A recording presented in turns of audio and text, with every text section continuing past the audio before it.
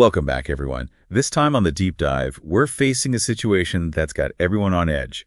Hurricane Milton, a major hurricane taking aim at Florida's Gulf Coast.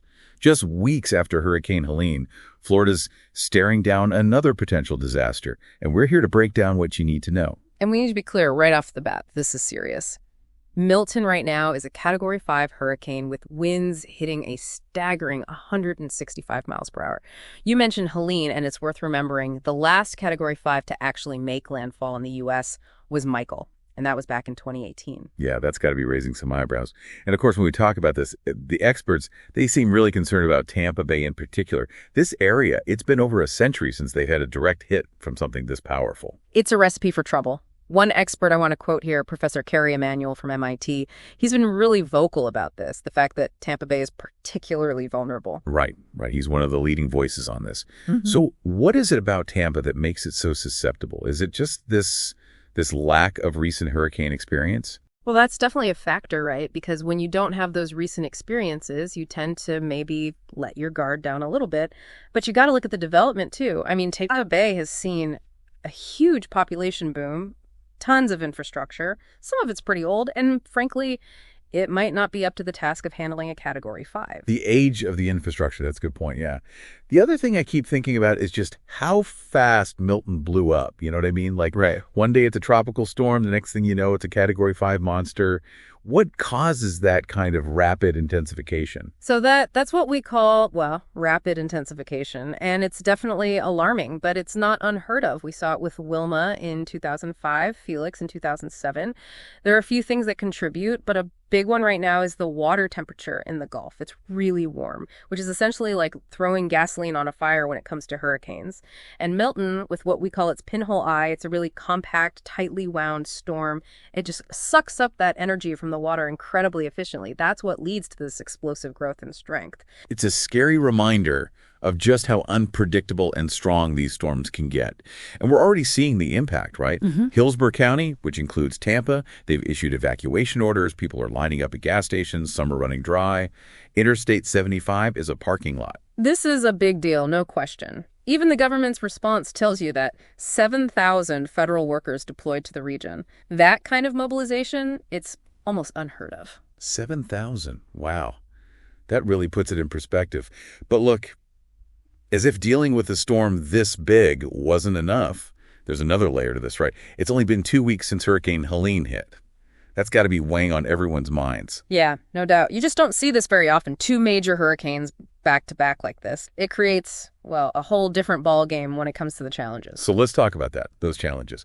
What makes this 2-in-a-row situation so different, so much tougher than if it was just Milton they were dealing with? Well, think about it. A lot of these areas are still picking up the pieces from Helene. Governor DeSantis, he's been really hammering on this point, the debris, all the stuff Helene left behind, downed trees, loose roofing, that kind of thing. And now it's all just waiting to be picked up by Milton's winds. Exactly. And we're not just talking about a little wind damage here. That debris becomes flying projectiles, incredibly dangerous. Yeah. But even beyond the physical damage, there's the human element, right? Imagine going through one hurricane, the stress, the disruption, you're just starting to get back on your feet, and bam, another one's knocking on the door. It's exhausting, both mentally and logistically. You're telling me we actually found some pretty powerful stories from people dealing with this exact thing. Oh, yeah, like Sarah Staslicki, she's over in Bel Air Beach. She's really frustrated with how slow the debris cleanup from Helene has been. She's worried, legitimately, that her community is going to be bombarded with what she called flying missiles if Milton hits. And then you have Candace Briggs and her family in Seminole. Think about this. They're looking at their second evacuation in 2 weeks.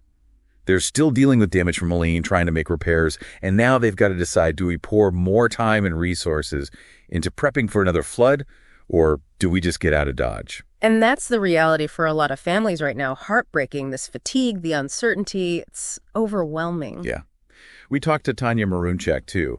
Her house in Bel Air Beach, it got hit with over 4 feet of water during Helene. Now she and her husband, they're going back and forth trying to decide, evacuate again or ride it out and hope for the best.